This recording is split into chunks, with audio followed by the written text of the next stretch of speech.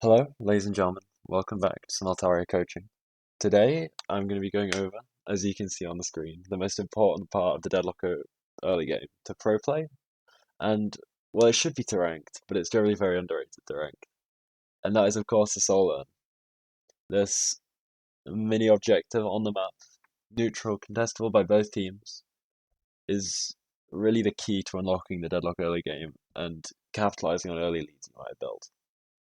So, first, I just want to go over the stats. Before I go over Urn setups, before I go over how to play around it. I just want to go over the pure numbers because people really don't think about the Urn enough. The 10-minute Urn spawns is worth 3,600 souls. That is a lot. Okay, I can't dwell on this enough. That is a lot of souls in the early game. I mean, it's basically 6 kills ish, and then everyone gets a statue buff. Whoever runs it gets 4 statue buffs. These are huge numbers, and yeah, I just think I just want to appreciate first that the numbers of the urn are so important that early game you should be prioritizing this over a lot. Obviously, yes, it becomes a comeback mechanic later on and everything, but I'm just talking about the 10-minute urn right now. This thing's important, and I'll show an example of why it's so heavily contested in pro play. Because, I mean, these numbers, you don't get them from anything else on the map, really. Okay, people are prioritizing these over waves.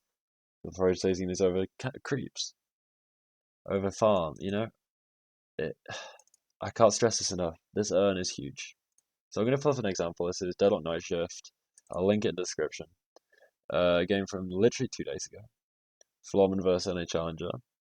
Here, I've got it at 950. Okay? I just want to highlight the map. If you look at the map here, if you already notice, they've left their weak side here alone because they know the urn's spawning on the left here. Or left as we look at it from the melee creeps POV. And you'll see that it's a 3v3 on this side of the map. People have moved over. Mid is being contested, so obviously because it's mid. I'm going to just play this along.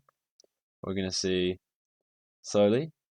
We're going to see Florman taking this position here where the urn is about to spawn. They know the relevance. Their mid laners are already moving across. Mid's in a neutral spot. But you'll notice they've pushed in the left wave here of Florman. This is huge. This push here is going to enable them, as you're going to see shortly, to get better positioning. It means that melee creeps have to group up like this and fight almost blind. They don't know where these 3 players on the right are from Florman. And that's going to force melee creeps to back off because Geist is on top of them. What are you doing about a Geist?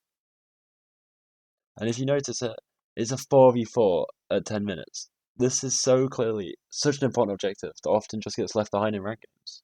For what reason? I mean, it's because people can't be bothered to run it. It's because people don't know when to run it. Because obviously you think, oh, I don't want to drop waves. Oh, I don't want to drop farm. But if you look, I mean, you can see how important it is. The entire map is kind of being left for this one objective. But because Florman have this push in their wave, which I'll discuss later as I go over urn setups, it's going to allow them to get this for free. So look, rotate, a little bit of jostling, a little bit of poking. I mean, you can see here at the top, melee creeps already low on health because of this early setup here, because this wave is pushing.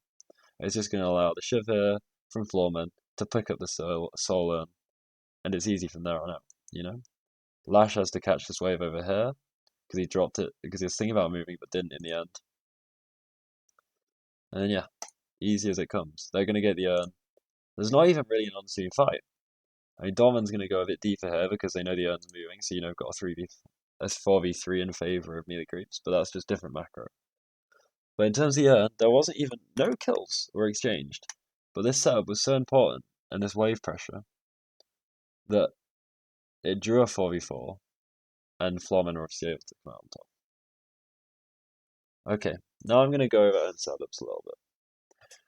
Urn is so vastly important that it's going to spawn at 10 minutes. So, obviously, you start the game, you're 2, 2, 2, right?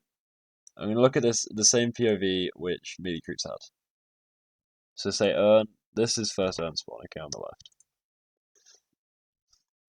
What's important is to start the Urn, you want to be pressuring the Urn spawn side a lot. You want to try and get rid of this Guardian. And obviously the other team are going to want to get rid of this Guardian, which happens if you know back in the clip. Neither team has their left lane Guardian here. Okay? So yeah, it's clearly important. They know they're pressuring for it. You're going to leave on this weak side your pos ones, because they're not going to be used in a fight early. Whoever you need to get the most farm in the game wants to just farm up, of course.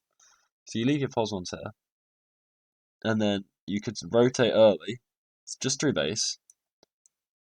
What in my mind is your pos 6, other teams play different macro, but if you've watched my roles video, which you can look on my channel for, you'll know I have a pos 6 starting with the pos 1. So they'd rotate back. And then the next fight, which is important, is to get this side wave prior. Whichever way this wave is pushing almost dictates the Urn. I showed you in that one clip how clear it was that Floormen got the push and they got the Urn. And that isn't just a one-off scenario, okay? Mid you can kind of leave because you're going to be bringing at least one person over. If you have a very good mid push, say, you can actually bring a second person over to get the 5v4. But generally, if you already have mid push, that person doesn't need to come over because it's going to be very hard to contest the Urn for the other team. Okay, and then say we have this mid push here. How do you convert this into an Urn? Well, you'd be thinking someone's trapped under this tower. You're not trapped, so you can move. You can take space early. Play off these roofs. As I've said in earlier videos, you need roof space is so important in Deadlock. It provides all the info. And hold down these key areas so that basically you want to be pushing up to behind this line so that you have the Urn space and you can take the space. And you don't need to be getting kills. There was no kills in that fight between Floorman and melee creeps. All Floorman were able to do was push up and then just take the Urn because they had good poke, because they had the positioning. That's all it is. It's a joust of positioning, really, at the end of the day. That's what it comes down to. And I just really can't stress enough. You need to be playing for this Urn. Okay, it can win games, this early pressure, because suddenly you have plus 36k in the bank. Oh, sorry, 3.6k in the bank. One statue buff for everyone on your team. 4 statue buffs for the person who takes it. It's so much pressure, and all you're dropping is waves, but you're not really dropping waves because the other team is going to have to contest as well. So anything you're dropping, they're also dropping. Okay? And if they decide, oh, we might drop Urn to get another wave in, that's just never worth it. Especially if Guardian's already gone. They're never taking a Walker in that time. So yeah. I think that's really just what I wanted to go over today. I mean, this Urn is just so valuable.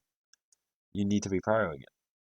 And I think honestly setting up these 4v4s is so important. You have to think about your team comp. You have to think who's where on the map.